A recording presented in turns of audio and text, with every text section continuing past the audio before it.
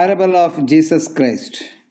ಒಂದು ವೇಳೆ ನಾವು ನನ್ನ ಹಿಂದಿನ ಸಂದೇಶದಲ್ಲಿ ಹಳೆ ಒಡಂಬಡಿಕೆಯಲ್ಲಿ ದೇವರ ಒಂದು ಉತ್ತಮವಾದಂಥ ಒಂದು ಸಾಮ್ಯವನ್ನು ನಾವು ಕಲಿಯುತ್ತಾ ನಾವು ಬಂದೆವು. ಯೆರೆಮೀಯನು ಬರೆದ ಪ್ರವಾದನ ಗ್ರಂಥ 18ನೇ ಅಧ್ಯಾಯದಲ್ಲಿ ನಾವು ಅದನ್ನು ಧ್ಯಾನ ಮಾಡ್ತಾ ಬಂದೆವು. ಕುಂಬಾರನ ಸಾಮ್ಯದ ವಿಷಯವಾಗಿ, ಅಂದರೆ ಅದರ ಕನ್ಕ್ಲೂಷನ್, ನಾವುಗಳು ಕರ್ತನಿಗೆ ಬಳಕೆಗೆ ಬರುವಂಥ ಪಾತ್ರೆಯನ್ನಾಗಿ ಆತನು ನಮ್ಮನ್ನು ಬಳಸುವಂಥವನಾಗಿರುವಾಗ ಆ ಪಾತ್ರೆ ನಾವುಗಳಾಗಿರಬೇಕೆಂಬುದೇ ಅಲ್ಲಿಯ ಒಂದು ಸಂದೇಶವಾಗಿತ್ತು. ಒಂದು ವೇಳೆ ಆತನ ಕೈಯಲ್ಲಿ ಕೆಟ್ಟು ಹೋದಂಥ ಪಾತ್ರೆಯಾಗಿ ಆತನು ತನಗೆ ಸರಿತೋಚಿದ ಹಾಗೆ ಅದನ್ನು ಹೊಸ ಪಾತ್ರೆಯನ್ನಾಗಿ ಆತನು ಮಾಡಿ ನಮ್ಮನ್ನು ಇನ್ನೂ ಉತ್ತಮವಾದಂಥ ಸಾಧನವಾಗಿ ಆತನು ಉಪಯೋಗಿಸುವ ಹಾಗೆ ಕರ್ತನು ತಾನೇ ನಮ್ಮನ್ನು ಆರಿಸಿಕೊಂಡು ಆ ಕಾರ್ಯವನ್ನು ಮಾಡುತ್ತಾ ಬಂದಂಥ ದೇವರಿಗೆ ನಾವು ಸ್ತೋತ್ರ ಸಲ್ಲಿಸೋಣ. ಈಗ ಹೊಸ ಒಡಂಬಡಿಕೆಯಲ್ಲಿ ಮತ್ತೊಂದು ಯೇಸು ಸ್ವಾಮಿ ಹೇಳಿದಂಥ ಒಂದು ದೃಷ್ಟಾಂತ ಅಥವಾ ಒಂದು ನೀತಿಕತೆ ಅಥವಾ ಒಂದು ಸಾಮ್ಯ.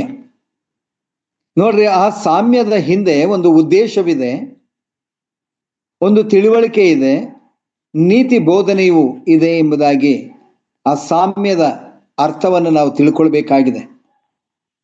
ಯೇಸು ಸ್ವಾಮಿ ಮಾತಾಡುವಾಗ ಅನೇಕ ಉದಾಹರಣೆಗಳನ್ನ, ಅನೇಕ ವ್ಯಕ್ತಿಗಳನ್ನ ಕೊಟ್ಟು, ಅನೇಕ ವಸ್ತುಗಳನ್ನು ಸಹ ಆತನು ಕೊಟ್ಟು ತನ್ನ ಸಾಮ್ಯ ರೂಪದಲ್ಲಿ ಆತನು ಮಾತಾಡುವಂಥವನಾಗಿದ್ದಾನೆ.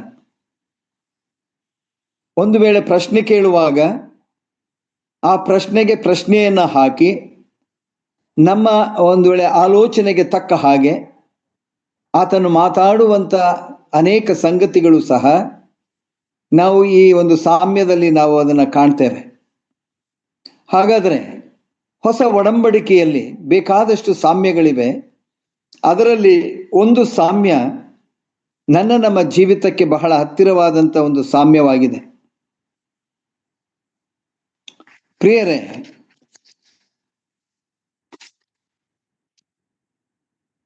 ತನ್ನ ಪರ್ವತ ಪ್ರಸಂಗದಲ್ಲಿ ಬೆಟ್ಟವನ್ನೇರಿ ತನ್ನ ಶಿಷ್ಯರಿಗೂ ಜನರಿಗೂ ಅನೇಕ ಸಂಗತಿಗಳನ್ನ ಮತ್ತಾಯನು ಬರೆದ ಸುವಾರ್ತೆ 5ನೇ ಅಧ್ಯಾಯದಲ್ಲಿ ನಾವು ಅದನ್ನು ಕಾಣ್ತೇವೆ. 5ನೇ ಅಧ್ಯಾಯ 7ನೇ ವಚನದಲ್ಲಿ ಕರುಣೆಯುಳ್ಳವನು ಧನ್ಯನು, ಅವನು ಕರುಣೆಯನ್ನ ಹೊಂದುವನು ಎಂಬುದಾಗಿ. ಮತ್ತೊಮ್ಮೆ ನಾನು ಹೇಳ್ತೇನೆ, ಕರುಣೆಯುಳ್ಳವನು ಧನ್ಯನು, ಅವನು ಕರುಣೆಯನ್ನ ಹೊಂದುವನು ಎಂಬುದಾಗಿ ವಾಕ್ಯ ಹೇಳುವಂತಹದ್ದು. Blessed are the merciful for they shall obtain mercy ಎಂಬುದಾಗಿದೆ. ಹಾಗಾದ್ರೆ ಕರುಣೆ ಅನ್ನುವಂಥದ್ದೇನು, ಯಾವ ಅರ್ಥ ಕೊಡ್ತದೆ? ಕನಿಕರ, ದಯೆ, ಅನುಗ್ರಹ ಎಂಬುದಾಗಿ. ಇದು ದೈವಿಕವಾದಂಥ ಒಂದು ಗುಣ. ಪ್ರತಿ ಮನುಷ್ಯನಲ್ಲಿ ಇರಬೇಕಾದಂಥ ಒಂದು ಶ್ರೇಷ್ಠವಾದಂಥ ಒಂದು ಗುಣ ಇದಾಗಿದೆ.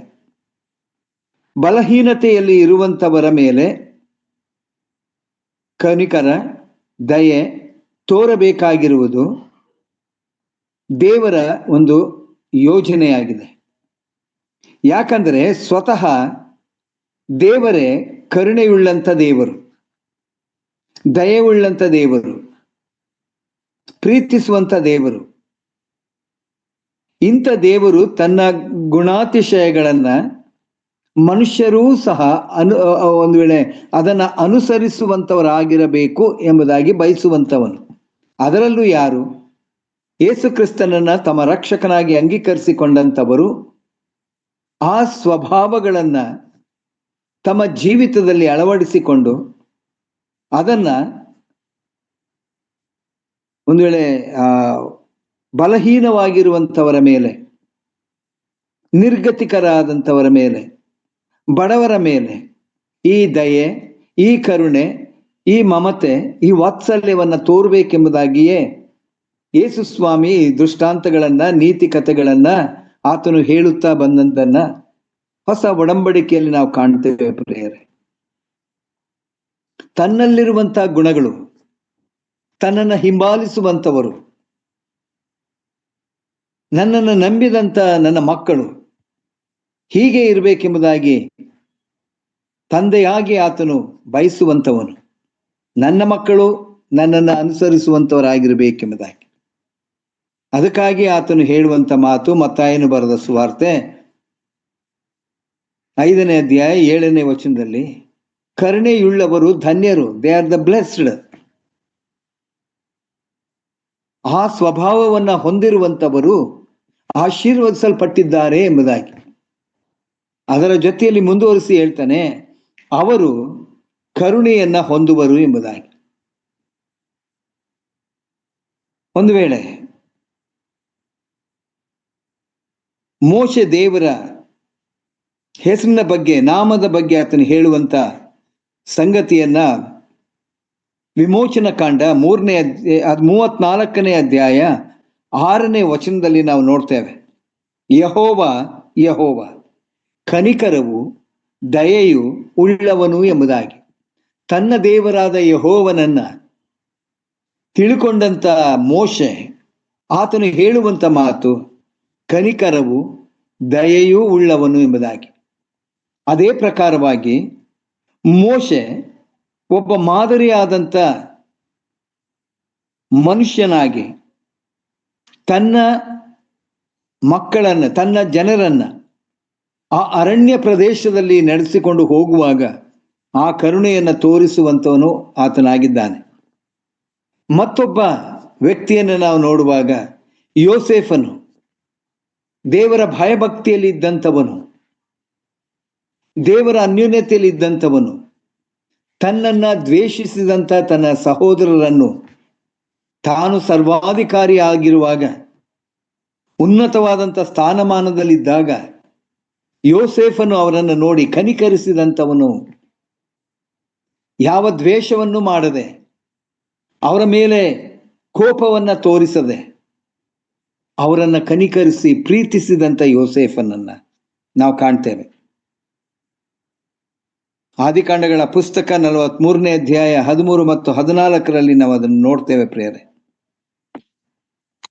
ಹಾಗಾದ್ರೆ ಮನುಷ್ಯನಲ್ಲಿ ಇರಬೇಕಾದಂತ ದೈವಿಕವಾದಂತ ಒಂದು ಗುಣ, ಅದು ಕರುಣೆ.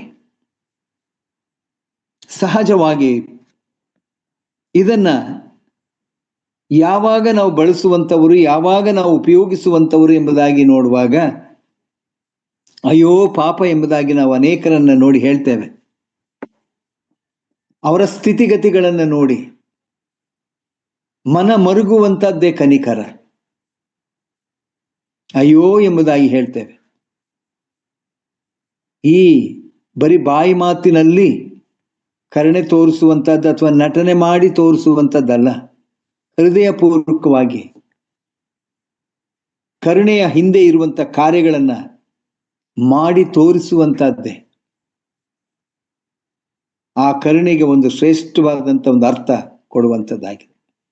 ಇದಕ್ಕಾಗಿ ಯೇಸು ಸ್ವಾಮಿ ಒಂದು ದೃಷ್ಟಾಂತವನ್ನು ನಮ್ಮೆಲ್ಲರಿಗೆ ಪರಿಚಯವಾದಂತ ವಾಕ್ಯ ಭಾಗ, ಲೂಕನು ಬರೆದ ಸುವಾರ್ತೆ 10ನೇ ಅಧ್ಯಾಯ 25ರಿಂದ 37 ವಚನವರೆಗೆ ಯೇಸು ಸ್ವಾಮಿ ಬಿಡಿಯಾಗಿ ಅದನ್ನ ತೋರಿಸ್ತಾನೆ. ಕರುಣೆ ಅಂದರೇನು ಅನ್ನುವಂಥದ್ದನ್ನ ಆತನು ಬಿಡಿಸಿ ಹೇಳುವಂಥವನು. ಅಭ್ಯಾಸ ಮಾಡಲಿಕ್ಕೆ ಹೋಗೋಣ. ಅದರ ಶಿರೋನಾಮೆ ಹೀಗಿದೆ. 10ನೇ ಅಧ್ಯಾಯ 25ನೇ ವಚನಕ್ಕೆ ಹೋಗುವ ಮೊದಲು ಅದರ ಮೇಲೆ ಇರುವಂತಹ ಶಿರೋನಾಮೆ, ಯೇಸು ಕರುಣೆಯುಳ್ಳ ಸಮಾರ್ಯದವನ ದೃಷ್ಟಾಂತವನ್ನ ಹೇಳಿದ್ರು. ಯಾರಿಗೆ ಹೇಳಿದ್ದು, ಯಾಕೆ ಹೇಳಿದ್ದು? ಆಗ ಮೀನ್ಸ್ 21ನೇ ವಚನದಿಂದ 24ನೇ ವಚನದವರೆಗೆ ಅನೇಕ ಸಂಗತಿಗಳು, ಯೇಸು ಸ್ವಾಮಿ ಹೇಳಿದಂತ ಅನೇಕ ಸಂಗತಿಗಳು ಅಲ್ಲಿ ಬರೆಯಲ್ಪಟ್ಟಿದೆ. ಅದನ್ನು ಕೇಳಿಸಿಕೊಂಡಂತ ಒಬ್ಬ ಧರ್ಮೋಪದೇಶಕನು ಯೇಸು ಸ್ವಾಮಿಗೆ ಪ್ರಶ್ನೆ ಕೇಳ್ತಾ ಇದ್ದಾನೆ. ಧರ್ಮೋಪದೇಶಕನು ಎಂಬುದಾಗಿ ಹೇಳಬೇಕಾದ್ರೆ ಆತನು ಧರ್ಮಶಾಸ್ತ್ರವನ್ನ ಅನುಸರಿಸುವಂತವನು ಧರ್ಮಶಾಸ್ತ್ರವನ್ನ ತಿಳ್ಕೊಂಡಂತವನು, ಧರ್ಮಶಾಸ್ತ್ರದಲ್ಲಿ ಪಾರಂಗತನಾಗಿರುವಂತವನು ಒಬ್ಬ ಮನುಷ್ಯ. ಧರ್ಮೋಪದೇಶಕನು, ಉಪದೇಶ ಮಾಡುವಂತವನು, ಮೋಶೆ ಬರೆದಂತ ಆ ಧರ್ಮೋಪದೇಶವನ್ನ ಉಪನ್ಯಾಸ ಮಾಡುವಂತವನು ಎದ್ದು ಆತನನ್ನು, ಅಂದರೆ ಕ್ರಿಸ್ತನನ್ನು, ಯೇಸುವನ್ನು ಪರೀಕ್ಷಿಸುವುದಕ್ಕಾಗಿ, ನೋಡ್ರಿ ಅಲ್ಲಿ ಪದ ಬರೆಯಲ್ಪಟ್ಟಿರುವಂತ ಪದ ಪರೀಕ್ಷಿಸುವಂತದ್ದು. ಪರೀಕ್ಷೆ ಮಾಡುವಂತವನು ನಾನು ಮೇಧಾವಿ ಎಂಬುದಾಗಿ ತಿಳ್ಕೊಳ್ಳುವಂತವನು, ಪರೀಕ್ಷೆ ಮಾಡುವಂತವನು ನನಗೆಲ್ಲವೂ ಗೊತ್ತು ಎಂಬುದಾಗಿ ತಿಳ್ಕೊಂಡಿರುವಂತವನು, ಪರೀಕ್ಷೆ ಮಾಡುವಂತವನು ನನಗೆ ಸಮಾನನು ಮತ್ತೊಬ್ಬನಿಲ್ಲ ಎಂಬುದಾಗಿ ತಿಳ್ಕೊಂಡಂತವನು, ಪರೀಕ್ಷಿಸುವನು ನನಗೆಲ್ಲ ಉತ್ತರಗಳು ಸರಿಯಾಗಿ ಗೊತ್ತಿದೆ ಎಂಬುದಾಗಿ ತಿಳ್ಕೊಂಡು ಇನ್ನೊಬ್ಬರನ್ನ ಪರೀಕ್ಷಿಸುವಂತವನು, ಅವರಿಗೆ ಗೊತ್ತಿದೆಯೋ ಗೊತ್ತಿಲ್ಲವೋ ಎಂಬುದಾಗಿ ಒಂದು ವೇಳೆ ಅವರನ್ನ ಅಂಡರ್ ಎಸ್ಟಿಮೇಟ್ ಮಾಡುವಂತ ಒಂದು ಪದ್ಧತಿ, ಒಂದು ಆಲೋಚನೆ. ಆತನು ಪ್ರಾರಂಭದಲ್ಲಿ ಹೇಳ್ತಾನೆ ಬೋಧಕನೇ ಮೀನ್ಸ್ ಇವನು ಧರ್ಮೋಪದೇಶಕನು, ಉಪದೇಶ ಮಾಡುವಂತವನು ಮೋಶೆಯ ಧರ್ಮಶಾಸ್ತ್ರವನ್ನ. ಆತನು ಉಪಯೋಗಿಸುವಂತ ಮಾತು ಬೋಧಕನೇ ಎಂಬುದಾಗಿ ಹೇಳುವಾಗ ಯೇಸು ಸ್ವಾಮಿ ಈ ಲೋಕದಲ್ಲಿ ಇರುವಾಗ ಪರಲೋಕ ರಾಜ್ಯವನ್ನ ಕುರಿತು ಆತನು ಸುವಾರ್ತೆಯನ್ನ ಹೇಳುತ್ತಾ ಬಂದಂತವನು. ಇದರ ಜೊತೆಯಲ್ಲಿ ಅನೇಕ ಸಂಗತಿಗಳು ಎಂಬುದಾಗಿ ಹೇಳುವಾಗ ಹೊಸದಾಗಿ ಕೇಳಿಸಿಕೊಳ್ಳುವಂತ ಒಂದು ಸಂಗತಿಗಳು. ಇಲ್ಲಿಯವರೆಗೂ ಇಂಥ ಧರ್ಮೋಪದೇಶಕರು, ಪರಿಸಾಯರು, ಶಾಸ್ತ್ರಿಗಳು ಹೇಳುತ್ತಿದ್ದಂಥ ಬೋಧನೆಯೇ ಬೇರೆ, ಯೇಸು ಕ್ರಿಸ್ತನು ಕೊಡುತ್ತಾ ಇದ್ದಂಥ ಬೋಧನೆಯೇ ಬೇರೆ. ಅದನ್ನ ಜನರು ಕೇಳಿಸಿಕೊಳ್ಳುವಾಗ ಈತನು ಶಾಸ್ತ್ರಿಗಳಂತೆ ಮಾತಾಡದೆ ಅಧಿಕಾರವುಳ್ಳಂತವನಾಗಿ ಮಾತಾಡ್ತಾನೆ ಎಂಬುದಾಗಿ ಅವರು ಆಶ್ಚರ್ಯ ಪಡುವಂತ ರೀತಿಯಲ್ಲಿ ಆತನು ಅನೇಕ ಸಂಗತಿಗಳನ್ನ ಬೋಧಿಸ್ತಾ ಇದ್ದ. ಇದನ್ನ ಕೇಳಿದಂತ ಧರ್ಮೋಪದೇಶಕನು ಹೇಳುವಂತ ಪದ ಬೋಧಕನೇ, ನಾನು ನಿತ್ಯ ಜೀವಕ್ಕೆ ಬಾಧ್ಯನಾಗುವಂತೆ ಏನು ಮಾಡಬೇಕು? ಒಂದು ಪ್ರಶ್ನೆಯನ್ನ ಪರೀಕ್ಷೆ ಮಾಡ್ಲಿಕ್ಕಾಗಿ, ಅಂದರೆ ನನಗೆ ಗೊತ್ತು ನಿತ್ಯ ಜೀವ ಹೊಂದಲಿಕ್ಕೆ ಏನ್ ಮಾಡಬೇಕು ಅದು ನನಗೆ ಗೊತ್ತು, ಆತನು ಏನು ಹೇಳ್ತಾನೆ ಅನ್ನುವಂಥದ್ದನ್ನ ಆತನು ಪರೀಕ್ಷೆ ಮಾಡ್ಲಿಕ್ಕಾಗಿ, ನಾನು ನಿತ್ಯ ಜೀವನ ಪಡೆಯುವಂತೆ ಬಾಧ್ಯನಾಗಬೇಕಾದರೆ, ಹಕ್ಕುದಾರನಾಗಬೇಕಾದರೆ, ಅದನ್ನ ಹೊಂದುವಂತವನಾಗಬೇಕಾದರೆ ಏನು ಮಾಡಬೇಕು? ನೋಡ್ರಿ, ಇದು ಪ್ರಶ್ನೆ. ಈ ಪ್ರಶ್ನೆಗೆ ಯೇಸು ಸ್ವಾಮಿ ಉತ್ತರ ಕೊಡಬೇಕಾಗಿತ್ತು. ಏನ್ ಮಾಡಬೇಕು ಅನ್ನುವಂಥ ಇದಕ್ಕೆ ಉತ್ತರ ಕೊಡಬೇಕಾಗಿತ್ತು. ಆದ್ರೆ ಯೇಸು ಸ್ವಾಮಿ ಆತನ ಹೃದಯವನ್ನ ಬಲ್ಲಂತ ದೇವರು, ಆತನು ಯಾರು ಎಂಬುದಾಗಿ ತಿಳ್ಕೊಂಡಂತ ದೇವರು. ಯಾಕಂದ್ರೆ ಆತನಿಗೆಲ್ಲವೂ ಗೊತ್ತು, ಆತನ ಮುಂದೆ ಯಾವುದು ಮುಚ್ಚುಮರೆ ಇಲ್ಲ. ದೇವರ ವಾಕ್ಯ ನೋಡ್ತೇವೆ, ಪರಲೋಕದಿಂದ ಎಲ್ಲರ ಹೃದಯಗಳನ್ನ ಶೋಧಿಸುವವನು ನಾನೇ ಅಲ್ಲವೋ ಎಂಬುದಾಗಿ ದೇವರ ವಾಕ್ಯ ಹೇಳ್ತದೆ. ಹೃದಯದಲ್ಲಿ ನೋಡುವಂತ ಹೃದಯವನ್ನ ನೋಡುವಂತ ದೇವರು, ಒಂದು ರೀತಿಯಲ್ಲಿ ತೆರೆದ ಪುಸ್ತಕದ ಹಾಗೆ ನಮ್ಮ ಹೃದಯಗಳು ಆತನಿಗೆ ತೆರೆದ ಪುಸ್ತಕದ ಹಾಗೆ ಉಂಟು, ಯಾವ ಮುಚ್ಚುಮರಿಯೂ ಇಲ್ಲ. ಆತನು ಹೇಳುವಂತ ಮಾತು, ಶಾಸ್ತ್ರದಲ್ಲಿ ಏನು ಬರೆದಿದೆ? ಕೇಳಿದಂತ ಪ್ರಶ್ನೆಗೆ ಸ್ವಾಮಿ ಉತ್ತರ ಕೊಡುವಂತದ್ದೇನು? ಪ್ರಶ್ನೆಯ ಮೂಲಕವೇ ಆತನನ್ನ ಉತ್ತರ ಕೊಡುವ ಹಾಗೆ ಮಾಡುವಂತ ದೇವರು. ಅರ್ಥ ಮಾಡಿಕೊಳ್ಳೋಣ. ಪ್ರಶ್ನೆ ಕೇಳುವುದರ ಮೂಲಕ ತಾನೇನು ಕೇಳಿದ್ದಾನೋ ಅದರ ಉತ್ತರವು ಆತನಿಗೆ ಸಿಕ್ಕುವ ಹಾಗೆ ಆತನು ಪ್ರಶ್ನೆ ಕೇಳುವಂತವನಾಗಿದ್ದಾನೆ. ಶಾಸ್ತ್ರದಲ್ಲಿ ಏನು ಬರೆದಿದೆ? ಯಾಕಂದ್ರೆ ಆತನು ಧರ್ಮೋಪದೇಶಕನು, ಧರ್ಮಶಾಸ್ತ್ರವನ್ನ ತಿಳ್ಕೊಂಡಂತವನು, ಅದನ್ನು ಬೋಧಿಸುವಂತವನು ಆತನಾಗಿರ್ಬೇಕಾದ್ರೆ ಸ್ವಾಮಿ ಕೇಳುವಂತ ಮಾತು, ಶಾಸ್ತ್ರದಲ್ಲಿ ಏನು ಬರೆದಿದೆ ಎಂಬುದಾಗಿ ಆತನಿಗೆ ಕೇಳಿದ್ದಾರೆ. ಹೇಗೆ ಓದಿದ್ದಿ? ಮೊದಲು ಶಾಸ್ತ್ರದಲ್ಲಿ ಏನು ಬರೆದಿದೆ ಎಂಬುದಾಗಿ ಆತನನ್ನೇ ಪ್ರಶ್ನೆ ಮಾಡ್ತಾ ಇದ್ದಾನೆ, ಆತನನ್ನೇ ಪರೀಕ್ಷೆ ಮಾಡ್ತಾ ಇದ್ದಾನೆ. ಮತ್ತೆ ಏನು ಓದಿದ್ದಿ? ಏನನ್ನ ಅರ್ಥ ಮಾಡಿಕೊಂಡಿದ್ದಿ? ಓದಿದ್ದಿ ಮೀನ್ಸ್ ಏನನ್ನ ಅರ್ಥ ಮಾಡಿಕೊಂಡಿದ್ದಿ? ಈ ಪ್ರಶ್ನೆಗೆ ಆತನು ಉತ್ತರ ಕೊಡ್ತಾನೆ. ಅದಕ್ಕೆ ಅವನು, ನಿನ್ನ ದೇವರಾಗಿರುವ ಕರ್ತನನ್ನು ಪೂರ್ಣ ಹೃದಯದಿಂದಲೂ ನಿನ್ನ ಪೂರ್ಣ ಶಕ್ತಿಯಿಂದಲೂ ಹೃದಯದಿಂದಲೂ ನಿನ್ನ ಪೂರ್ಣ ಪ್ರಾಣದಿಂದಲೂ ನಿನ್ನ ಪೂರ್ಣ ಶಕ್ತಿಯಿಂದಲೂ ನಿನ್ನ ಪೂರ್ಣ ಬುದ್ಧಿಯಿಂದಲೂ ಪ್ರೀತಿಸಬೇಕು. ಮೋಶೆ ತನ್ನ ಧರ್ಮಶಾಸ್ತ್ರದಲ್ಲಿ ಬರೆಯುವಾಗ ನಾವು ಅದನ್ನ ಧರ್ಮೋಪದೇಶ ಕಾಂಡ 6ನೇ ಅಧ್ಯಾಯದಲ್ಲಿ ನಾವು ಅದನ್ನ ಓದ್ತೇವೆ. ಸ್ವತಃ ದೇವರು ತನ್ನ ಜನರಿಗೆ ಹೇಳಬೇಕಾದಂತ ಮಾತು, ನೀವು ನಿಮ್ಮ ದೇವರಾದ ಯೆಹೋವನನ್ನು ಪೂರ್ಣ ಹೃದಯದಿಂದಲೂ ಪೂರ್ಣ ಪ್ರಾಣದಿಂದಲೂ ಪೂರ್ಣ ಶಕ್ತಿಯಿಂದಲೂ ಪ್ರೀತಿ ಮಾಡಬೇಕೆಂದು ಮೋಶೆ ತನ್ನ ಧರ್ಮಶಾಸ್ತ್ರದಲ್ಲಿ ಬರೆದಿದ್ದಾನೆ. ಎಸ್, ಗೊತ್ತಿದೆ, ಆ ಧರ್ಮೋಪದೇಶಕನಿಗೆ ಗೊತ್ತಿದೆ. ಯೇಸು ಸ್ವಾಮಿ ಕೇಳುವಾಗ ತಪ್ಪಿಲ್ಲದೆ ಏನು ಬರೆದಿದೆಯೋ ಅದನ್ನು ಹೇಳ್ತಾ ಇದ್ದಾನೆ. ಆದರೆ ನೋಡ್ರಿ, ಪೂರ್ಣ ಹೃದಯ, ಪೂರ್ಣ ಪ್ರಾಣ, ಪೂರ್ಣ ಶಕ್ತಿ, ಪೂರ್ಣ ಬುದ್ಧಿಯಿಂದ ಪ್ರೀತಿ ಮಾಡಬೇಕು. ಪ್ರೀತಿಸುವಂತ ಸ್ವಭಾವವಾಗಿರಬೇಕು. ಹಾಗಾದ್ರೆ ನಮ್ಮ ಹೃದಯದಲ್ಲಿ ಯಾರನ್ನು ನಾವು ಪ್ರೀತಿ ಮಾಡ್ತಾ ಇದ್ದೇವೆ? ಭೌತಿಕವಾದಂಥ ಪ್ರೀತಿ, ಆತ್ಮಿಕವಾದಂಥ ಪ್ರೀತಿ. ಭೌತಿಕವಾದಂಥ ಪ್ರೀತಿ ಈ ಲೋಕವನ್ನ ಪ್ರೀತಿ ಮಾಡುವಂತಹದ್ದು, ಲೋಕಕ್ಕೆ ಅಂಟಿಕೊಳ್ಳುವಂತಹದ್ದು, ಲೋಕದ ಸಂಗತಿಗಳನ್ನ ಹೃದಯದಲ್ಲಿ ಇಟ್ಟುಕೊಳ್ಳುವಂತಹದ್ದು. ಆದರೆ ದೇವರ ವಾಕ್ಯಕ್ಕನುಗುಣವಾಗಿ ನೀವು ನಡೆಯುವಾಗಲೂ, ನೀವು ಮಲಗಿರುವಾಗಲೂ, ನಿಮ್ಮ ಹಣೆಪಟ್ಟಿಯ ಮೇಲೂ, ನಿಮ್ಮ ಕೈಯಲ್ಲಿಯೂ ದೇವರ ವಾಕ್ಯ ಇರಬೇಕೆಂಬುದಾಗಿ, ನಮ್ಮ ಜೀವಿತದ ಎಲ್ಲಾ ಸಮಯದಲ್ಲಿ ಕರ್ತನಿಗೆ ಪ್ರಥಮ ಸ್ಥಾನವನ್ನ ಕೊಡುವಂತವರಾಗಿರಬೇಕು.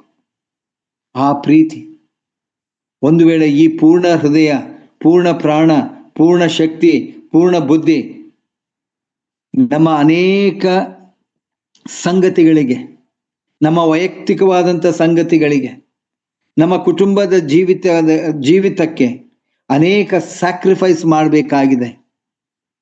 ಅನೇಕ ಸಂಗತಿಗಳನ್ನು ನಾವು ಬಿಡಬೇಕಾಗಿದೆ. ಅದೇ ಪ್ರೀತಿ, ಅದೇ ಸ್ಯಾಕ್ರಿಫೈಸ್. ನನ್ನದನ್ನ ನಾನು ಬಿಟ್ಟು ನನ್ನ ಕರ್ತನಿಗೆ ನಾನು ಏನು ಮಾಡಬೇಕೆಂಬುದಾಗಿ ಆ ಪ್ರೀತಿ ತೋರಿಸುವಂಥದ್ದಾಗಿದೆ. ಅದಕ್ಕಾಗಿ ಆತನು ಪೂರ್ಣ ಪೂರ್ಣ ಪೂರ್ಣ ಪೂರ್ಣ,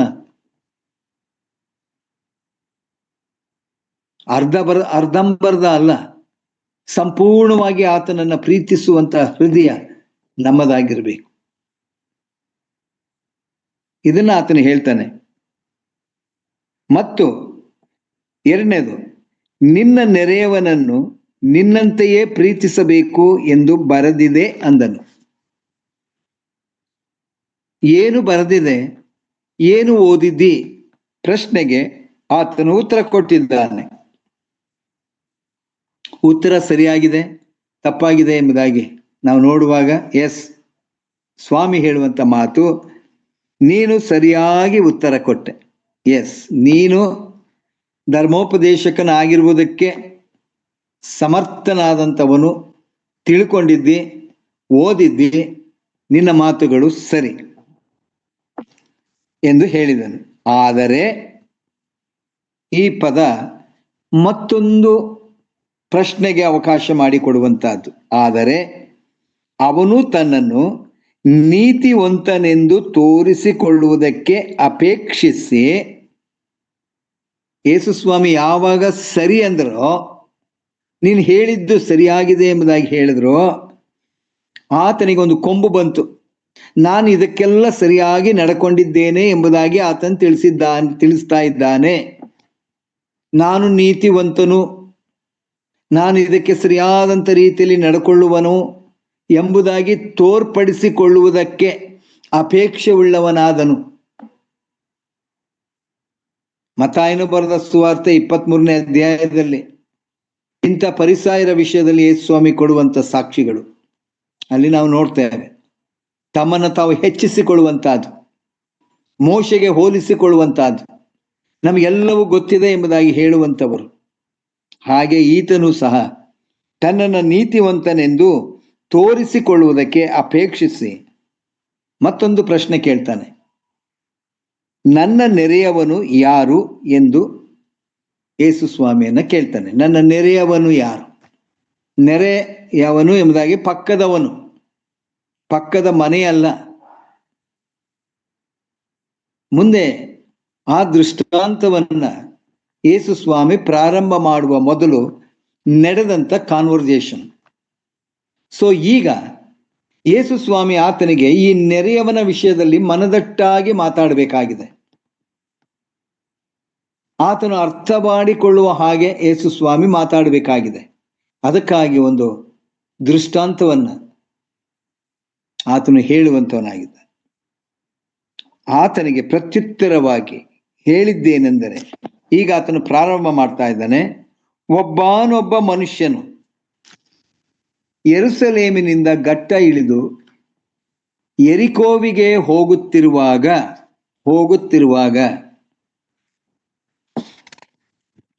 ನಾವು ಕೆಲವು ಒಂದು ಪುಸ್ತಕವನ್ನ ರೆಫರ್ ಮಾಡುವಾಗ ಇದು ಒಂದು ಯೆರೂಸಲೇಮಿನಿಂದ ಯೆರಿಕೋವಿಂದ ಯೆರೂಸಲೇಮಿನಿಂದ ಘಟ್ಟ ಬೆಟ್ಟ ಗುಡ್ಡಗಳು ಇರುವಂತ ಪ್ರದೇಶ. ಘಟ್ಟ, ಪಶ್ಚಿಮ ಘಟ್ಟ ಇವೆಲ್ಲ ನಾವು ನೋಡ್ತೇವೆ. ಬೆಟ್ಟ ಗುಡ್ಡಗಳು ಇರುವಂತ ಒಂದು ಪ್ರದೇಶ, ಬಹಳ ಇಕ್ಕಟ್ಟಾದಂಥ ಪ್ರದೇಶ, ಯಾರೂ ತಿರುಗಾಡದೇ ಇರುವಂತ ಪ್ರದೇಶ, ಆ ಕಾಲದಲ್ಲಿ ಯಾವ ವಾಹನವೂ ಇಲ್ಲದೆ ಇರುವಂತ ಎಲ್ಲವೂ ನಮಗೆ ಗೊತ್ತಿದೆ. ಈ ಪ್ರದೇಶದಲ್ಲಿ ಹೋದ್ರೆ ಯೆರೂಸಲೇಮಿನಿಂದ ಯೆರಿಕೋ ಪಟ್ಟಣಕ್ಕೆ 18 ಕಿಲೋಮೀಟರ್ ಎಂಬುದಾಗಿ ಅಲ್ಲಿ ಬರೆಯಲ್ಪಟ್ಟಿದೆ ಒಂದು ಪುಸ್ತಕದಲ್ಲಿ. ಅದರ ಬಗ್ಗೆ ಬರೆಯುವಾಗ ಇದು ಬೆಟ್ಟ ಗುಡ್ಡಗಳು ಶಾರ್ಟ್ ಕಟ್ ಎಂಬುದಾಗಿ ಹೇಳ್ತೇವೆ ನಾವು. ಒಂದು ವೇಳೆ ಆ ಕಾಲದಲ್ಲಿ ಕತ್ತೆಗಳನ್ನು ಉಪಯೋಗಿಸುತ್ತಾ ಇದ್ದಂಥ ಒಂದು ವಾಹನ, ಅದರ ಮೇಲೆ ತಮ್ಮ ಸರಕುಗಳನ್ನು ಹಾಕಿಕೊಂಡು, ತಮಗೆ ಬೇಕಾದಂಥ ವಸ್ತುಗಳನ್ನು ಹಾಕಿಕೊಂಡು ಈ ಒಂದು ಶಾರ್ಟ್ ವೇ, ಬೇಗ ಹೋಗುವಂತ ಒಂದು ಕಡಿಮೆ ಇರುವಂತ ಡಿಸ್ಟೆನ್ಸ್, ಆ ದೂರ, ಅದನ್ನು ಉಪಯೋಗಿಸಿಕೊಳ್ತಾ ಇದ್ರು. ಯೆರೂಸಲೇಮ್ ಹಾಗೂ ಯೆರಿಕೋ 18 ಕಿಲೋಮೀಟರ್ ದೂರದಲ್ಲಿ ಇರುವಂತ ಆ ಒಂದು ಪ್ರದೇಶಕ್ಕೆ ಒಬ್ಬನೊಬ್ಬ ಮನುಷ್ಯನು, ಆತನು ಯೆರೂಸಲೇಮಿನಿಂದ ಗಟ್ಟ ಇಳಿದು ಯೆರಿಕೋಗೆ ಹೋಗುತ್ತಿರುವಾಗ ಕಳ್ಳರ ಕೈಗೆ ಸಿಕ್ಕಿದ. ಎಸ್, ಅದೊಂದು ದುರ್ಮಾರ್ಗ, ಯಾರೂ ಸಂಚಾರ ಮಾಡದೇ ಇರುವಂತ ದುರ್ಗಮವಾದಂಥ ಪ್ರದೇಶ. ಅಲ್ಲಿ ಕಳ್ಳ ಕಾಕರು ಇರ್ತಾರೆ. ಇವತ್ತಿಗೂ ಇಂಥ ಅನೇಕ ಪ್ರದೇಶಗಳಲ್ಲಿ ಪ್ರಯಾಣ ಮಾಡುವಂಥವರನ್ನ ಅಡ್ಡ ಹಾಕಿ ಅವರಲ್ಲಿ ಇರುವಂಥ ವಸ್ತುಗಳನ್ನು ತೆಕ್ಕೊಂಡು ಅವರಿಗೆ ಒಡೆದೋ ಅಥವಾ ಸಾಯಿಸಿಯೋ ಹೋಗುವಂಥ ಅನೇಕ ಘಟನೆಗಳು ಈಗಲೂ ನಾವು ನೋಡಿದ್ದೇವೆ, ಕೇಳಿದ್ದೇವೆ. ಎಲ್ಲವೂ ನಡೆಯುವಂತಹದ್ದೇ. ಯೇಸುಸ್ವಾಮಿ ಹೇಳ್ತಾ ಇರುವುದು ಸತ್ಯ. ಆ ಘಟ್ಟ ಇಳಿಯುವಾಗ, ಆ ಬೆಟ್ಟ ಗುಡ್ಡಗಳ ಪ್ರದೇಶದಲ್ಲಿ ಇಳಿಯುವಾಗ ಕಳ್ಳರ ಕೈಗೆ ಆತನು ಸಿಕ್ಕಿದ. ಅವರು ಅವನನ್ನ ಸುಲಿಗೆ ಮಾಡಿಕೊಂಡು, ಸುಲಿಗೆ ಮೀನ್ಸ್ ಸಂಪೂರ್ಣವಾಗಿ ಆತನಲ್ಲಿದ್ದಂಥ ಎಲ್ಲವನ್ನ, ಒಂದೂ ವಸ್ತುವನ್ನ ಬಿಡದೆ ಎಲ್ಲವನ್ನ ಸುಲಿಗೆ ಮಾಡಿಕೊಂಡು ಗಾಯವಾಗುವಷ್ಟರ ಮಟ್ಟಿಗೆ ಹೊಡೆದು ಆತನನ್ನ ಅರೆಜೀವ ಮಾಡಿ ಬಿಟ್ಟು ಹೋದರು ಎಂಬುದಾಗಿ ಅಲ್ಲಿ ನಾವು ನೋಡ್ತೇವೆ. ಈ ಘಟನೆಗೂ ಈತನು ಕೇಳಿದಂತ ಪ್ರಶ್ನೆಗೂ ಏನು ಸಂಬಂಧ? ಆತನು ತನ್ನನ್ನು ನೀತಿವಂತನು ಎಂಬುದಾಗಿ ತೋರ್ಪಡಿಸಿಕೊಳ್ಳಲಿಕ್ಕೆ ಅಪೇಕ್ಷೆ ಉಳ್ಳವನಾಗಿ ನನ್ನ ನೆರೆಯವನು ಯಾರು ಎಂಬುದಾಗಿ ಕೇಳಬೇಕಾದ್ರೆ, ಯೇಸು ಸ್ವಾಮಿ ಈ ದೃಷ್ಟಾಂತವನ್ನ ಕೊಡುವಾಗ ಈ ಪ್ರಾರಂಭದ ತನ್ನ ನೀತಿ ಕಥೆಯಲ್ಲಿ ಆತನು ಹೇಳುವಂಥದ್ದು ನಾವು ಇಮ್ಯಾಜಿನ್ ಮಾಡ್ಕೊಳ್ಳೋಣ. ಒಬ್ಬ ವ್ಯಕ್ತಿ, ಒಬ್ಬನೊಬ್ಬ ಮನುಷ್ಯ ತನ್ನ ಸರಕನ್ನ, ತನ್ನ ವ್ಯಾಪಾರಕ್ಕಾಗಿ ಇದ್ದಂಥ ವಸ್ತುಗಳನ್ನ ಯೆರೂಸಲೇಮಿನಿಂದ ಯೆರಿಕೋಗೆ ತೆಗೆದುಕೊಂಡು ಹೋಗುವಾಗ ಆ ಪ್ರದೇಶದಲ್ಲಿ ಕಳ್ಳ ಕಾಕರ ಕೈಗೆ ಸಿಕ್ಕಿ ತನ್ನನ್ನು ಸುಲಿಗೆ ಮಾಡಿದವರು, ತನ್ನನ್ನು ಹೊಡೆದಂಥವರು ಅರೆಜೀವ ಮಾಡಿ ಬಿಟ್ಟು ಹೋದಂತ ಆ ಪರಿಸ್ಥಿತಿಯನ್ನ ನೋಡ್ತಾ ಇದ್ದೇವೆ. ಬಹುಶಃ ಆತನು ತನ್ನ ಒಂದು ವೇಳೆ ಆ ವಾಹನ ಅಂದ್ರೆ ಕತ್ತೆ ಸಹಿತ ಅವರೆಲ್ಲವನ್ನ ಸುಲಿಗೆ ಮಾಡಿದ್ದಾರೆ. ಅರೆಜೀವ ಪ್ರಜ್ಞಾಹೀನನಾದಂಥ ಒಂದು ಸ್ಥಿತಿಯಲ್ಲಿ ಆತನಲ್ಲಿ ಬಿದ್ದಿದ್ದಾನೆ. ಈಗ ನೆರೆಯವನು ಯಾರು ಎಂಬುದ ಪ್ರಶ್ನೆಗೆ 3 ವ್ಯಕ್ತಿಗಳನ್ನ ಯೇಸುಸ್ವಾಮಿ ಪರಿಚಯ ಮಾಡಿಕೊಡ್ತಾ ಇದ್ದಾರೆ. ಈ 3 ವ್ಯಕ್ತಿಗಳು ಪ್ರಶ್ನೆ ಕೇಳುವಂತವನಿಗೆ ಪರಿಚಯವಾಗಿರುವಂತವರೇ. ಅರ್ಥ ಮಾಡಿಕೊಳ್ಳೋಣ, ಅವನಿಗೇನು ಗೊತ್ತಿಲ್ಲದೆ ಇರುವಂತ ಸಂಗತಿಯಲ್ಲ. ಆ ಧರ್ಮೋಪದೇಶಕನಿಗೆ ಆತನು ಕೇಳಿದಂತ ಪ್ರಶ್ನೆಗೆ ಯೇಸುಸ್ವಾಮಿ 3 ವ್ಯಕ್ತಿಗಳನ್ನ ಪರಿಚಯ ಮಾಡಿಕೊಡುವಾಗ ಆ 3 ವ್ಯಕ್ತಿಗಳ ಪರಿಚಯ ಈ ಧರ್ಮೋಪದೇಶಕನಿಗೆ ಉಂಟು. ಅದನ್ನೇ ಯೇಸುಸ್ವಾಮಿ ಆ ವ್ಯಕ್ತಿಗಳನ್ನ ತೆಗೆದುಕೊಂಡು ಆತನಿಗೆ ಸರಿಯಾದಂತ ರೀತಿಯಲ್ಲಿ ಉತ್ತರವನ್ನ ಕೊಡಬೇಕೆಂಬುದಾಗಿ ಬಯಸಿ ಹೇಳ್ತಾ ಇದ್ದಾರೆ. ಮೊದಲನೇ ವ್ಯಕ್ತಿಯನ್ನ ಪರಿಚಯ ಮಾಡಿಕೊಳ್ಳೋಣ. 31ನೇ ವಚನ. ಆಗ ಹೇಗೋ ಒಬ್ಬ ಯಾಜಕನು ಆ ದಾರಿಯಲ್ಲಿ ಇಳಿದು ಬರುತ್ತಾ ಅವನನ್ನು ಕಂಡು ವಾರೆಯಾಗಿ ಹೋದನು. ಯಾರು? ಯಾಜಕನು. ಯಾವ ಮನುಷ್ಯನು ಯಾವ ದಾರಿಯಲ್ಲಿ ಬಂದನೋ ಅದೇ ದಾರಿಯಲ್ಲಿ ಯಾಜಕನು ಸಹ ಬಂದಿದ್ದಾನೆ. ಹಾಗಾದರೆ ಯಾಜಕನು ಯಾರು? ಯಾಜಕನು ಯಾರು?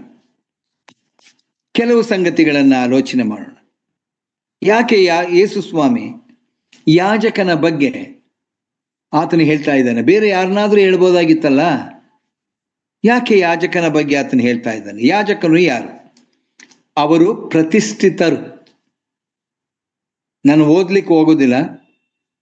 ವಿಮೋಚನಾ ಕಾಂಡ 28ನೇ ಅಧ್ಯಾಯ 3ನೇ ವಚನದಲ್ಲಿ ಅವರ ಬಗ್ಗೆ ಬರೆದಿರುವಂತಹದ್ದು, ಅವರು ಪ್ರತಿಷ್ಠಿತರು, ಪ್ರತ್ಯೇಕಿಸಲ್ಪಟ್ಟಂತವರು, ಆರಿಸಲ್ಪಟ್ಟಂತವರು. ಯಾರಿಂದ? ದೇವರಿಂದ. ಯಾಜಕರು ಎಂಬುದಾಗಿ ಹೇಳುವಾಗ ಅವರು ಪ್ರತ್ಯೇಕಿಸಲ್ಪಟ್ಟಂತವರು.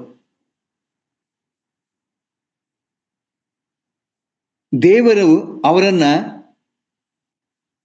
ಇತರ ಜನಾಂಗಗಳ ಮಧ್ಯದಿಂದ ಆರಿಸಿ ತೆಗೆದುಕೊಂಡಂತವರು. 2, ದೇವರ ಸನ್ನಿಧಿ ಸೇವಕರು. ಅರಣ್ಯಕಾಂಡಗಳ ಪುಸ್ತಕ 18ನೇ ಅಧ್ಯಾಯ 7ನೇ ವಚನದಲ್ಲಿ ಈ ಮಾತನ್ನ ನಾವು ನೋಡ್ತೇವೆ. ದೇವರ ಸನ್ನಿಧಿ ಸೇವಕರು. ಸನ್ನಿಧಿ ಸೇವಕರು ಅಂದ್ರೆ ದೇವರ ಸನ್ನಿಧಾನದಲ್ಲಿ ಇರುವಂತವರು, ಸನ್ನಿಧಾನದಲ್ಲಿ ಸೇವೆ ಮಾಡುವಂತವರು, ಬಹಳ ನಿಕಟವಾದಂಥ ಸಂಬಂಧವನ್ನ ಹೊಂದಿದಂಥವರು, ದೇವರ ಜೊತೆಯಲ್ಲಿ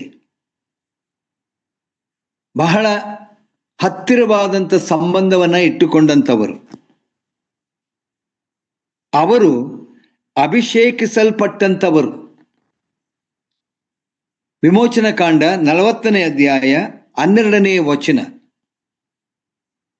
ಅವರು ಅಭಿಷೇಕಿಸಲ್ಪಟ್ಟಂತವರು, ದೇವರಿಂದ ಅವರು ಅಭಿಷೇಕವನ್ನ ಹೊಂದಿದಂಥವರು. 4, ಅವರು ಪರಿಶುದ್ಧರಾಗಿ ಆತನ ಸೇವೆ ಮಾಡುವಂಥವರಾಗಿರಬೇಕು. ಅದೇ ವಿಮೋಚನಾ ಕಾಂಡ 29ನೇ ಅಧ್ಯಾಯ 19ನೇ ವಚನದಲ್ಲಿ ನಾವು ಅದನ್ನು ಕಾಣ್ತೇವೆ. ಅವರು ಪರಿಶುದ್ಧರಾಗಿ, ಪರಿಪೂರ್ಣವಾಗಿ ದೇವರಿಗೆ ತಮ್ಮನ್ನು ಸಮರ್ಪಿಸಿಕೊಂಡು ಆತನ ಸೇವೆ ಮಾಡುವಂಥವರಾಗಿರಬೇಕು. ದೇವರ ಆಜ್ಞೆಯನ್ನ ಪರಿಪಾಲನೆ ಮಾಡುವಂಥವರಾಗಿರಬೇಕು. ದೇವರು ಅವರಿಗೆ ಏನೇನು ನಿರ್ಬಂಧನವನ್ನ ಮಾಡಿದ್ದಾನೋ ಅವೆಲ್ಲವನ್ನು ಚಾಚು ತಪ್ಪದೆ ನೆರವೇರಿಸುವಂಥವರಾಗಿರಬೇಕು. ಈವನ್ ಡ್ರೆಸ್ ಕೋಡ್, ಯಾಜಕರಿಗೆ ಪ್ರತ್ಯೇಕಿಸಲ್ಪಟ್ಟಂತ ಡ್ರೆಸ್ ಕೋಡ್ ಉಂಟು. ಅದನ್ನೇ ಅವರು ಧರಿಸಿಕೊಂಡು ದೇವದರ್ಶನದ ಗುಡಾರಕ್ಕೆ ಅವರು ಬರಬೇಕಾಗಿದೆ. ಸುಮ್ಮನೆ ದೇವದರ್ಶನದ ಗುಡಾರಕ್ಕೆ ಅವರು ಬರಕೂಡುದು. ತಮ್ಮನ್ನು ಶುದ್ಧ ಮಾಡಿಕೊಂಡು ದೇವರ ದರ್ಶನಕ್ಕೆ ದೇವದರ್ಶನದ ಗುಡಾರಕ್ಕೆ ಬರಬೇಕು. ಹಾಗೆ ಬಾರದೆ ಹೋದರೆ ಅಲ್ಲಿ ಹೇಳುವಂತ ಮಾತು, ನೀವು ಸತ್ತೀರಿ ಎಂಬುದಾಗಿ. ಹಾಗಾದ್ರೆ ದೇವರ ಸನ್ನಿಧಾನದಲ್ಲಿ ಅವರು ಇರಬೇಕಾದ್ರೆ ತಾವು ಪರಿಶುದ್ಧರಾಗಿರಬೇಕು. ನೆನಪು ಮಾಡಿಕೊಳ್ಳೋಣ, ಯಾಜಕರು ಆರಿಸಲ್ಪಟ್ಟಂತ ಈ ಯಾಜಕರಿಗೆ ದೇವರು ಕೊಡುವಂತ ನಿಬಂಧನೆಗಳನ್ನ ಚಾಚು ತಪ್ಪದೆ ಅನುಸರಿಸುವಂತವರು ಅವರಾಗಿರ್ಬೇಕು. ಒಂದು ಮಿಸ್ಟೇಕ್ ಆದ್ರೂ ಮಾಡಿದರೆ ದೇವರು ಅವರಿಗೆ ಶಿಕ್ಷೆಯನ್ನ ಕೊಡುವಂತನಾಗಿದೆ. 5ನೇದು, ಅವರು ಯೆಹೋವನ ಪರಿಶುದ್ಧ ನಾಮದ ಘನತೆಗೆ ಕುಂದನ್ನು ತರಬಾರದು. ದೇವರ ಹೆಸರಿಗೆ ಯಾವುದೇ ತರವಾದಂತ ಅಪಕೀರ್ತಿಯನ್ನ, ಕಳಂಕವನ್ನ ತಮ್ಮ ನಡತೆಯ ಮೂಲಕ, ತಮ್ಮ ಆಲೋಚನೆಗಳ ಮೂಲಕ, ತಮ್ಮ ಕಾರ್ಯಗಳ ಮೂಲಕ ದೇವರಿಗೆ ಕಳಂಕವನ್ನ ತಾರದೆ ಅವರು ತಮ್ಮ ಕಾರ್ಯವನ್ನ ಮಾಡುವಂತವರು ಅವರಾಗಿರಬೇಕು. ಎಲ್ಲಿ? ದೇವರ ಸನ್ನಿಧಿಯಲ್ಲಿ. ಯಾಜಕ ಕಾಂಡ 22ನೇ ಅಧ್ಯಾಯ 2ನೇ ವಚನದಲ್ಲಿ ಅದನ್ನ ನೋಡ್ತೇವೆ. ಹಾಗಾದ್ರೆ ಪ್ರಿಯರೇ, ಈ ಯಾಜಕರು ದೇವರ ಸನ್ನಿಧಾನದಲ್ಲಿ ಇರಬೇಕಾದರೆ, ದೇವರ ಸೇವೆ ಮಾಡಬೇಕಾದರೆ, ಅಭಿಷೇಕಿಸಲ್ಪಟ್ಟವರಾಗಿ ಇರಬೇಕಾದರೆ ಅವರ ಗುಣಲಕ್ಷಣಗಳು ಹೇಗಿರಬೇಕು? ದೇವರನ್ನ ಅನುಸರಿಸುವಂಥವರು ದೇವರ ಗುಣವನ್ನ ಹೊಂದಿದಂಥವರಾಗಿರಬೇಕು. ಯಾಕಂದ್ರೆ ಮೋಶೆ ವಿಮೋಚನ ಕಾಂಡ 34:6 ಹೇಳುವ ಹಾಗೆ, ಯೆಹೋವ ಯೆಹೋವ ಕನಿಕರವು ದಯೆಯೂ ಉಳ್ಳವನು ನೀನು ಎಂಬುದಾಗಿ. ನೆಹಮಿಯನು ದೇವರ ಸನ್ನಿಧಾನದಲ್ಲಿ ಕೂತು ಆತನು ಸಹ ಹೇಳುವಂತ ಮಾತು 1ನೇ ಅಧ್ಯಾಯದಲ್ಲಿ ನಾವು ನೋಡುವಾಗ, ನೀನು ಕನಿಕರ ಉಳ್ಳ ದೇವರು, ನೀನು ದಯೆಯುಳ್ಳ ದೇವರು, ನೀನು ಕ್ಷಮಿಸುವಂತ ದೇವರು, ನಿನ್ನ ಪ್ರೀತಿ ಅಪಾರವಾದಂತ ಪ್ರೀತಿ, ನಮ್ಮೆಲ್ಲರ ತಪ್ಪುಗಳನ್ನ ಕ್ಷಮಿಸುವ ಆತನು ನೀನು ಎಂಬುದಾಗಿ ನೆಹಮಿಯನು ಸಹ ಆತನು ದೇವರ ಸ್ವಭಾವವನ್ನ ಕುರಿತು ಆತನು ಹೇಳುವಂತವನಾಗಿದ್ದಾನೆ. ಹಾಗಾದ್ರೆ ದೇವರ ಸನ್ನಿಧಾನದಲ್ಲಿ ಇರುವಂತ ಯಾಜಕರು ಹಾಗೆಯೇ ದೇವರ ಸ್ವಭಾವವನ್ನ ಹೊಂದಿದಂಥವರು ಅವರಾಗಿರಬೇಕು. ಒಂದು ವಾಕ್ಯ ಓದೋಣ. ಇಬ್ರಿಯರಿಗೆ ಬರೆದ ಪತ್ರಿಕೆ 5ನೇ ಅಧ್ಯಾಯ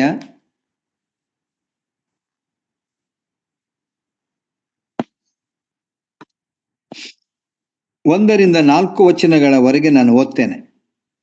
ಇಬ್ರಿಯ 5, 1ರಿಂದ 4 ವಚನಗಳು.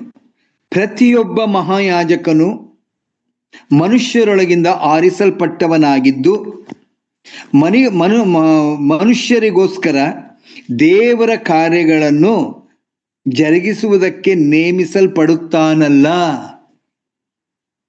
ನಾನು ಇಷ್ಟು ಓದಿದ್ನಲ್ಲ, ಒಂದು ಪ್ರತಿಷ್ಠಿತರು, ಸನ್ನಿಧಿ ಸೇವಕರು, ಅಭಿಷೇಕಿಸಲ್ಪಟ್ಟವರು, ಪರಿಶುದ್ಧರಾಗಿ ಆತನ ಸೇವೆ ಮಾಡುವಂತವರಾಗಿರಬೇಕು.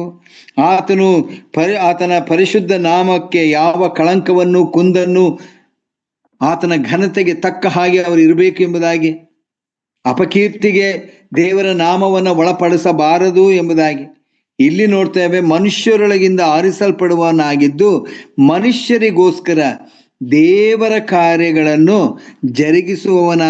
ಜರುಗಿಸುವುದಕ್ಕಾಗಿ ನೇಮಿಸಲ್ಪಡುತ್ತಾನಲ್ಲ. ಅವನು ಅವರಿಗೋಸ್ಕರ ಕಾಣಿಕೆಗಳನ್ನು, ಪಾಪ ನಿವಾರಣಕ್ಕಾಗಿ ಯಜ್ಞಗಳನ್ನು ಸಮರ್ಪಿಸಬೇಕು.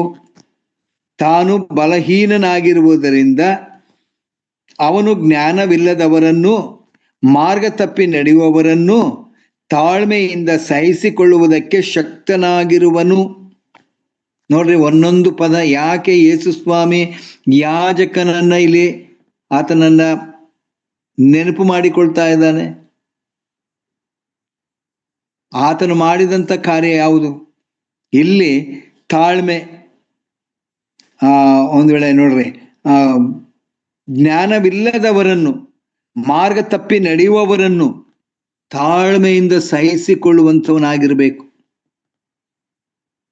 ಆಮೇಲೆ ಬಲಹೀನತೆಯನ್ನು ಕಾರಣದಿಂದ ಅವನು ಜನರಿಗೋಸ್ಕರ ಹೇಗೋ ಹಾಗೆ ತನಗೋಸ್ಕರವೂ ಪಾಪ ನಿವಾರಣಾರ್ಥಕವಾಗಿ ಯಜ್ಞಗಳನ್ನು ಮಾಡುವವನಾಗಿದ್ದಾನೆ. ಇದಲ್ಲದೆ ಯಾವನು ತನ್ನಷ್ಟಕ್ಕೆ ತಾನೇ ಈ ಗೌರವವನ್ನು ವಹಿಸಿಕೊಳ್ಳದೆ ದೇವರಿಂದ ನೇಮಿಸಲ್ಪಟ್ಟು ವಹಿಸಿಕೊಳ್ಳುತ್ತಾನೆ. ಇದು ಯಾಜಕನಲ್ಲಿ ಇರಬೇಕಾದಂಥ ಶ್ರೇಷ್ಠವಾದಂಥ ಒಂದು ಗುಣ.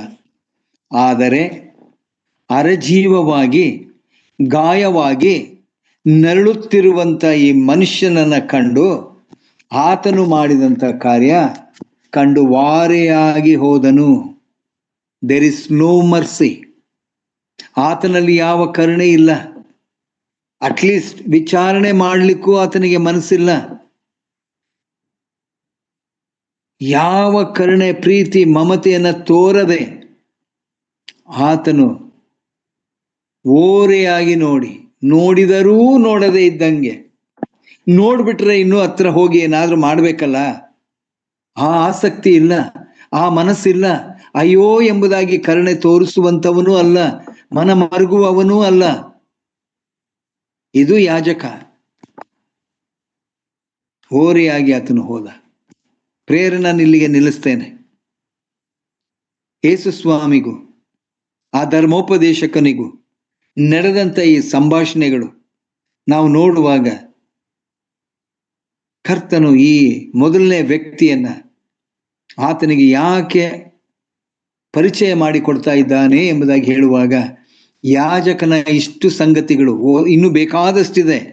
ಆದರೆ ಆ ಧರ್ಮೋಪದೇಶಕನಿಗೆ ಯಾಜಕನು ಎಂಥವನಾಗಿರಬೇಕು, ಯಾಜಕ ಉದ್ಯೋಗವನ್ನು ನಡೆಸುವಂಥವನು ಹೇಗಿರಬೇಕು ಎಂಬ ಎಲ್ಲ ಪರಿಜ್ಞಾನ ಆ ಧರ್ಮೋಪದೇಶಕನಿಗೆ ಇದೆ. ಅದಕ್ಕೋಸ್ಕರವೇ ಯೇಸು ಸ್ವಾಮಿ ಯಾಜಕನನ್ನ ಕುರಿತು ಯಾಜಕನು ಓರೆಯಾಗಿ ಹೋದನು ಎಂಬುದಾಗಿ ಹೇಳುವಾಗ ಆ ಧರ್ಮೋಪದೇಶಕನು ಅರ್ಥ ಮಾಡಿಕೊಳ್ಬೇಕಾಗಿದೆ. ಯಾಕೆ ಆತನು ಅಲ್ಲಿ ನಿಲ್ಲದೆ, ಆತನನ್ನ ವಿಚಾರಿಸಿಕೊಳ್ಳದೆ, ಆತನ ಮೇಲೆ ಕರುಣೆ ತೋರಿಸದೆ ವಾರೆಯಾಗಿ ಆತನು ಹೋದನು? ಅವನ ಸ್ವಭಾವ, ಅವನ ರೀತಿ ನೀತಿಗಳು ಏನು ಎಂಬುದಾಗಿ ಅರ್ಥ ಮಾಡಿಕೊಳ್ಳಿಕ್ಕಾಗಿಯೇ ಆತನು ಅರ್ಥ ಮಾಡಿಕೊಳ್ಬೇಕು. ಅದಕ್ಕಾಗಿ ಯೇಸು ಸ್ವಾಮಿ ಯಾಜಕನನ್ನ ಇಂಟ್ರೊಡ್ಯೂಸ್ ಮಾಡ್ತಾ ಇದ್ದಾನೆ ಅಲ್ಲಿ. ಇದಾದ ನಂತರ ಇನ್ನೊಬ್ಬ ವ್ಯಕ್ತಿ ಅಲ್ಲಿಗೆ ಬರ್ತಾನೆ, ಆತನು ಲೇವಿಯನು. ಇದರ ಬಗ್ಗೆ ಮುಂದಿನ ನನ್ನ ಸಂದೇಶದಲ್ಲಿ ನಾವು ಅದನ್ನು ತಿಳಿದುಕೊಳ್ಳಲಿಕ್ಕೆ ನಾವು ಹೋಗೋಣ. ದೇವರ ನಾಮಕ್ಕೆ ಸ್ತೋತ್ರವಾಗಲಿ. ಆತನ ನಾಮಕ್ಕೆ ಸ್ತೋತ್ರ. ಆಮೇನ್.